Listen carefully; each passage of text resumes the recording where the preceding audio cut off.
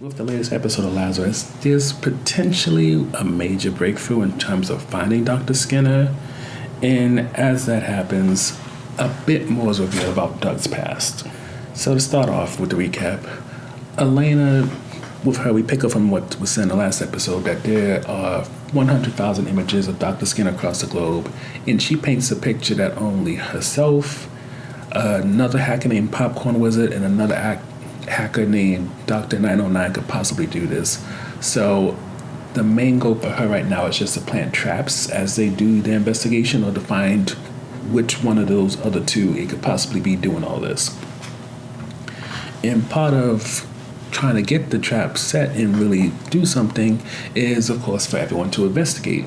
Now, of course, Axel is one of the main ones who does it, so he is paired up with Doug, and those two look for a professor named Claude who used to work with Dr. Skinner. Now, unfortunately, Claude has hit hard times, but because Axel, from him being in and out of jail, amongst other things, he met someone who is known as Jill. Jill is a trans woman. She's also the head of the local homeless area, and she is thankfully able to point both Axel and Doug in the right direction to find Claude. Now, one of the reasons Doug even knows who Claude is, and not just as some random name that he was told to investigate, is because at one time Doug was a student, some in the STEMs, it isn't made specific which one, and he had an altercation with another professor or co-host, I forget the word, but he had an issue with one of the staff. It was race related. Claude was someone who defended him even after all was said and done, and Doug never got to thank him for it. So he's very grateful for the fact that he got the opportunity to. And once that's out the way, he's trying to see if Claude knows anything about Dr. Skinner so they can possibly find him. Claude, being that he was peers with Dr. Skinner, is aware of him, but after some time he kind of got jealous of him. He falsified documents, and that's what led to him losing everything and ended up being homeless. But with him mentioning baklava, which is something that Dr. Skinner loved that his grandma made, that gives just enough of a hint to maybe see if Grandma Belinda still lives or not, and maybe seeing if she knows anything. And as all that happens, Axel doesn't necessarily interact a lot with Jill, but it is appreciated that even though Axel knew Jill before she transitioned to being who she is now and owning who that she is, just it being a quick switch from calling her dead name to the name she goes by now, you can see it's appreciated by her, and you can see that even though she recognizes that Axel is somebody who gets comfortable quickly and will leave just as quick, that is still one of her friends, and he is welcome anytime. Now, even though Doug and Axel were the ones who got the hint about Grandma Belinda, they don't decide to switch things out so that Christine and Leland go on their own to Istanbul. Instead, Axel goes with Leland while Christine is behind, and at first things are a little bit awkward for them. Leland decides to dress in traditional Muslim attire, which, while respectful, makes him look very out of place. And with that, it leads to both Axel and Leland being chased and seemingly hunted for money, what have you.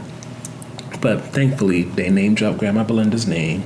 They get taken to her, and she's rather peaceful and nice about her grandson.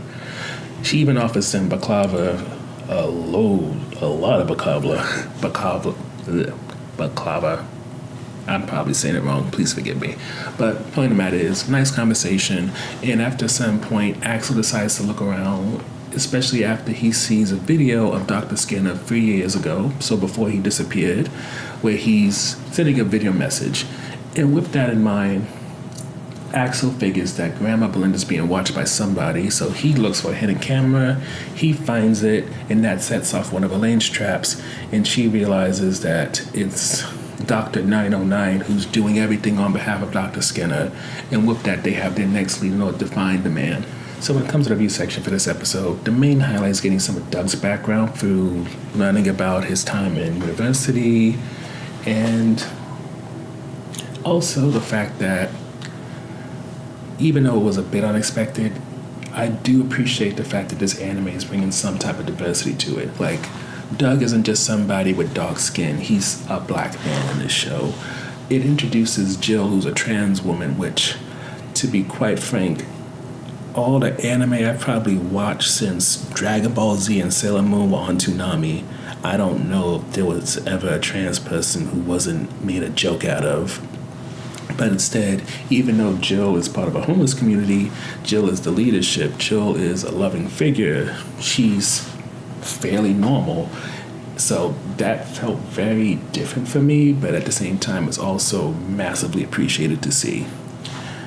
And I would even say overall, it definitely pushes the idea that when it comes to Lazarus, it's not just going to be same old storyline, but with different set of characters. There's really seemingly an effort to change what the foundation is, change expectations, so that when it comes to future anime that's likely going to be inspired by this because of who's behind it, they'll take different paths, different characters, present different angles and perceptions that'll make it so that even though there hasn't been much of a push to make anime more diverse and inclusive, maybe in the future it could be.